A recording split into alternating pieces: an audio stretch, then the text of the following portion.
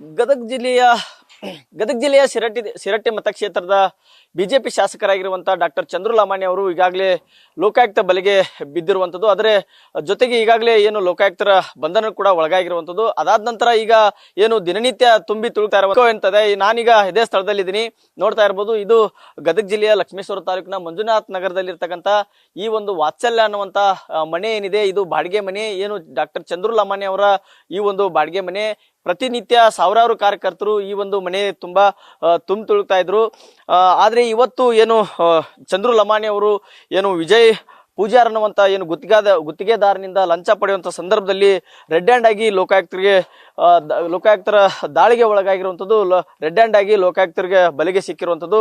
ಅದಾದ ನಂತರ ಈ ಒಂದು ಸುದ್ದಿ ಬಹಳಷ್ಟು ದೊಡ್ಡ ಸಂಚಲನಕ್ಕೂ ಕೂಡ ಕಾರಣ ಆಗಿರುವಂತದ್ದು. ಜೊತೆಗೆ ಈಗಾಗಲೇ ಏನು ಈ ಒಂದು ಸ್ಥಳದಲ್ಲಿ, ಈ ಒಂದು ಮನೆಯಲ್ಲಿ ಅವರ ಸಂಬಂಧಿಕರು ಕೂಡ ಯಾರು ಇಲ್ಲ. ಜೊತೆಗೆ ಅವರ ಪತ್ನಿ ಏನು ಸರೋಜ ಇದ್ದಾರೆ, ಅವರು ಕೂಡ ಈಗ ಸಾಕಷ್ಟು ಮಾನಸಿಕ ಖಿನ್ನತೆ ಒಳಗಾಗಿದ್ದಾರೆ, ಸಾಕಷ್ಟು ಅನಾರೋಗ್ಯ ಕೂಡ ಒಳಗಾಗಿದ್ದಾರೆ ಅನ್ನುವಂತ ಮಾಹಿತಿ. ಹೀಗಾಗಿ ಅವರು ಕೂಡ ಈಗ ಏನು ಆಸ್ಪತ್ರೆಗೆ ಹೋಗಿದ್ದಾರೆ ಅನ್ನುವಂತ ಮಾಹಿತಿ ಇರುವಂತದ್ದು. ಅಂದ್ರೆ ಏನು ನಾವು ಬರ್ತಾ ಇದ್ದಂತೆ ಅವರು ಕಾರಲ್ಲಿ ಹತ್ತಿ ಏನು ಬೆಂಗಳೂರಿಗೆ ಅವರ ಏನು ಪತಿಯಾಗಿರುವಂತ ಡಾಕ್ಟರ್ ಚಂದ್ರು ಲಮಾಣಿ ಅವರನ್ನ ನೋಡೋದಕ್ಕೂ ಹೋದ್ರು, ಅಥವಾ ನಿಜವಾಗ್ಲೂ ಅವ್ರಿಗೆ ಅನಾರೋಗ್ಯದಿಂದ ಏನು ತೋರಿಸ್ಕೊಳ್ಳೋದಕ್ಕೆ ಆಸ್ಪತ್ರೆಗೆ ಹೋದ್ರ ಅನ್ನುವಂತ ಪ್ರಶ್ನೆ ಇದ್ದಿರುವಂತದ್ದು. ಆದ್ರೆ ನೋಡ್ತಾ ಇರಬಹುದು ಈ ಒಂದು ಮನೆಯಲ್ಲಿ ಯಾವ ರೀತಿಯಾಗಿ ಬಿಕ್ಕುವಂತಿದೆ. ಗೇಟ್ಗೆ ಕೂಡ ಏನು ಮನೆಗೆ ಬೀಗ ಆಗಿರುವಂತದ್ದು, ಗೇಟ್ಗೆ ಬೀಗ ಆಗಿರುವಂತದ್ದು.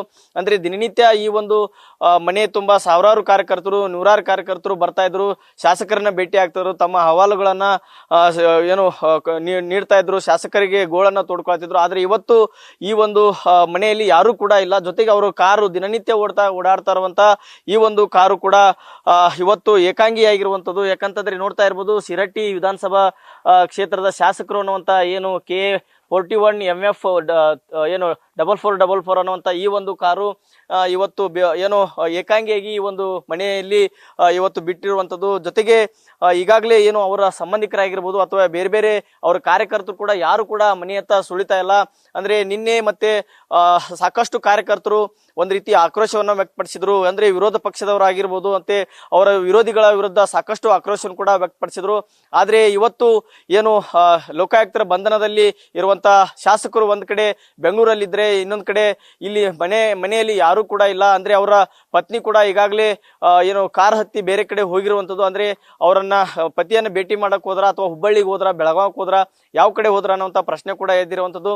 ಜೊತೆಗೆ ಅವರು ಸಾಕಷ್ಟು ನೊಂದಿರುವಂತದ್ದು, ಈ ಘಟನೆ ನಡೆದ ಬಳಿಕ ಸಾಕಷ್ಟು ನೊಂದಿರುವಂತದ್ದು, ಸಾಕಷ್ಟು ಕಣ್ಣೀರು ಕೂಡ ಹಾಕಿದ್ದಾರೆ ಅನ್ನುವಂತ ಮಾಹಿತಿಯನ್ನ ಅವ್ರ ಕಾರ್ಯಕರ್ತರು ಕೂಡ ಹೇಳ್ತಾರೆ. ಒಟ್ಟಾರೆ ಹೇಳ್ಬೇಕಂದ್ರೆ ಇವತ್ತು ಈ ಒಂದು ಮನೆ ಏನಿದೆ ಅಂದ್ರೆ ಸಾಕಷ್ಟು ದಿನನಿತ್ಯ ಜನನಿಬಿಡ ಪ್ರದೇಶ ಆಗಿಂತ ಈ ಒಂದು ಸ್ಥಳ ಇವತ್ತು ಬಿಕೋ ಅಂತ ಇದೆ. ಯಾರು ಕೂಡ ಕಾರ್ಯಕರ್ತರು ಈ ಕಡೆ ಸುಳಿತಾ ಇಲ್ಲ ಅಂತಾನೆ ಹೇಳ್ಬೋದು. Suresh Kadlimitti, news first, Gadag. News first, ನಿರ್ಭೀತಿಯಿಂದ ನಿಮ್ಮ ಪರವಾಗಿ.